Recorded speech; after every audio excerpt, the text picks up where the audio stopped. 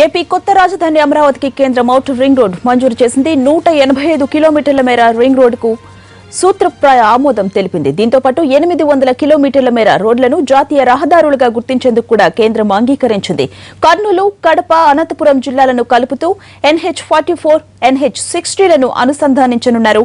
AP ప్రభుత్వం వెంటనే భూసేకరణ పూర్తి చేస్తే పనులు వెంటనే ప్రారంభిస్తామని కేంద్రం తెలిపింది. మరిన్ని వివరాలు మా ప్రతినిధి సురేష్ అందిస్తారు. సురేష్, చెప్పండి, అమరావతికి కేంద్రం ఔటర్ రింగ్ రోడ్ మంజూరుకు సంబంధించి వివరాలేంటి?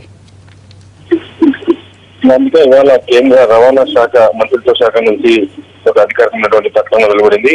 ఔటర్ రింగ్ రోడ్ ఆంధ్రప్రదేశ్ సంబంధించి కొత్త రాజధాని అమరావతి దగ్గర ఔటర్ రింగ్ రోడ్ నిర్మాణానికి సూత్రప్రాయమైనటువంటి అనుమతిని ఈ రోజు ఇచ్చింది.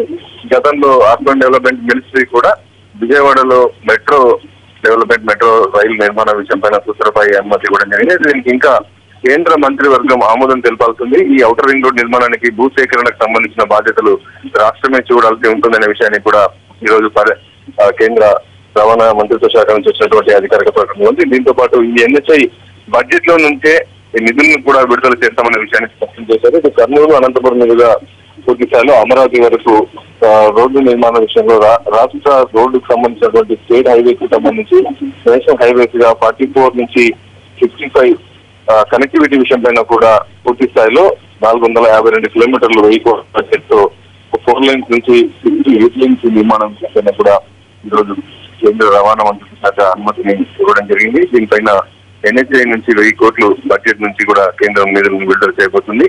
మొత్తంగా కొత్త రాజధాని నిర్మాణ విషయంలో సూత్రప్రాయ అనుమతి ఔటర్ రింగ్ రోడ్డుకి ఇస్తూ ఇటు నేషనల్ హైవేస్ నిర్మాణం కూడా కేంద్రం దృష్టి సారించింది. దీనిపైన ఇంకా కేంద్ర నిధులు NHI బడ్జెట్ నుంచి విడుదలవుతాయి. రాష్ట్రం నుంచి భూసేకరణ చేయాల్సి ఉంటుంది.